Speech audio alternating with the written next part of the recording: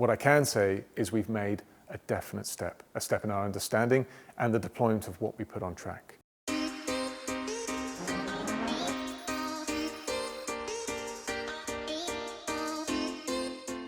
Was there a big difference between the data that you gathered during the February test in Barcelona against the Grand Prix?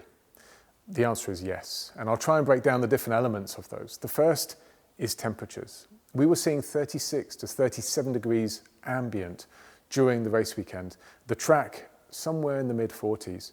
During the test, it's more typical to see 16 degrees ambient, maybe 17, and the track more typically around about low 20s, 22, 25. And that creates quite a substantial difference on how the tyres are performing.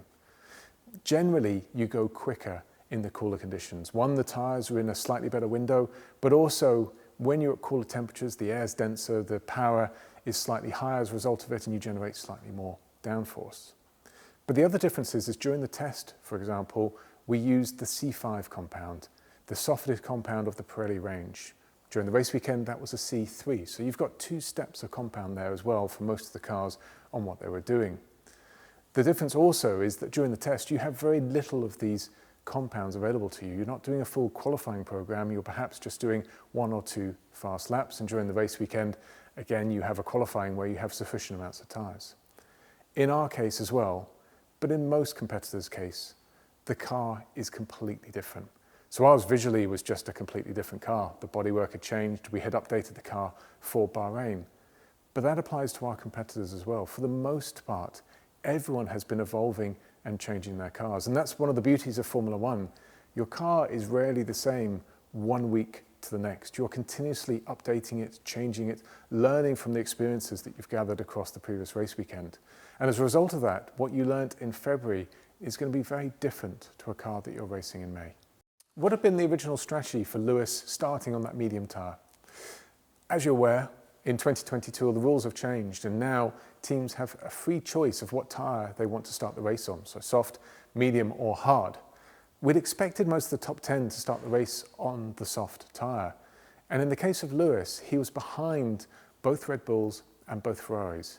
And what that means is that we could also start on the soft and try and undercut them. But actually, given that it's very unlikely anyone's going to undercut Lewis and he'll be able to run nearly his own clean race at optimum stop laps, starting on the medium made sense, even potentially at a loss of position relative to Valtteri behind.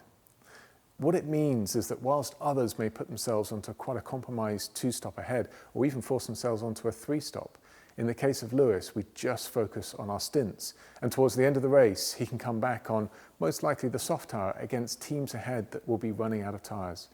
As you saw, for example, in the case of Valtteri, who went very long. Obviously, we're hoping more for that to happen against Ferraris and Red Bulls. So what it provides you is strategic opportunity. When you start both on the soft tyre, you can clearly only bring one of those cars in on any one of the laps. So if there's very high degradation, which there was, what it means is it becomes very difficult when you have 2 cars line astern. The second of the 2 may suffer, may have to go a lap longer, and your undercut opportunities are reduced. And again, that medium just means that Lewis's race is his own. It's not the same stop lap as George, and he can go further.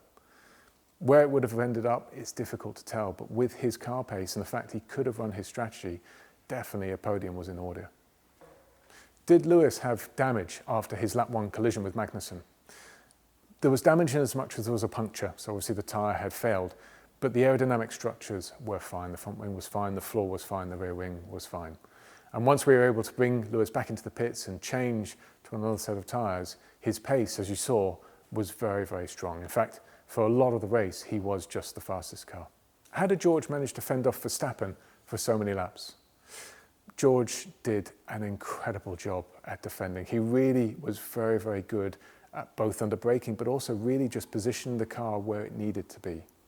He did that relative to Perez for quite a few laps, and then the Red Bulls inverted the cars and put Verstappen behind. But Verstappen also had a problem. It may not have been too evident on television, but his DRS was opening absolutely fine on the run down to turn 10, but was intermittent in opening on the start-finish straight. And the overtaking is all there. It's on the start-finish straight in Barcelona. There were some laps where you saw Verstappen could nearly come alongside, and George had to create quite a defensive line into turn 1, 2, 3, and did so fantastically well. There was other laps where Verstappen wasn't as close, and that's when the DRS wasn't opening. So to answer the question, part of it is just an incredible amount of racing skill that George has inherently, and the second part of it is a little bit of lady luck on our side when Red Bull didn't have a working DRS for a number of those laps. Lewis's stint on medium was blistering. Was this as encouraging to the team as it was to us watching at home? The short answer is yes. Lewis did an incredible job. It's very difficult to explain how hard it is when you're at the back of the grid, when you're last, when you're fighting through the field and you don't know what you're fighting for. And it doesn't necessarily even help that we guide him with the fact that he's fighting for good points. For him in the car right now, he can almost not even see a competitor ahead of him. And the ones he can see are clearly out of the points. And yet he dug deep, and every lap he got quicker and quicker. Stint 1 built, but stint 2 and stint 3 were incredible. And where he finished is an accolade to his performance, a driver of a champion. Was it the same overheating issue that both George and Lewis suffered during the course of the race? Yes. We were very, very hot on our power unit side. To give some context, the ambient temperature, as mentioned previously, was up to 37 degrees in the race. Started around about 36 and actually went up later on in the afternoon. That is incredibly warm. That's an outlier relative to nearly every circuit on the calendar. The drivers had to respond, and the way you do is by looking after the power unit, making sure your nose is in clear air, making sure you're doing lots of lift and coast. So effectively you're lifting off the throttle before applying the brakes at the end of the long straights. And they did a really good job to get those cars home to the finish. Remember that for them, they're fighting tooth and nail for every single millisecond and point. But on top of that, having to deal with alarms coming up on the dash telling them they're too warm and an amount of lift and coast that was varying lap by lap. Is porpoising old news now, and can we look forward to just really upgrading the car moving forwards?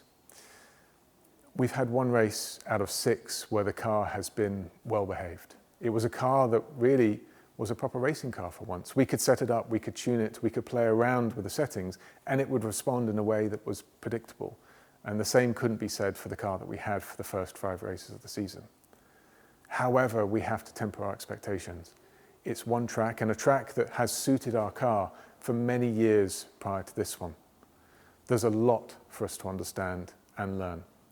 I think it would be wrong to say that the porpoising issue has disappeared. I think you still see it on our competitors, and I'm sure that there'll be elements of it coming back again as we build on our understanding and the foundations that we laid down in Barcelona.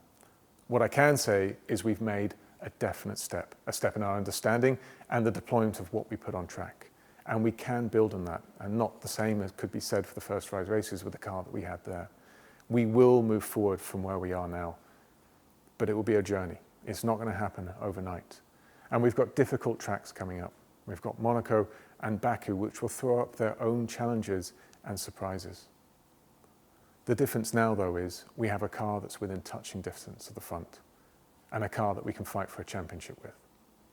Thank you for all of your questions, and we look forward to answering them again after the Monaco Grand Prix this weekend.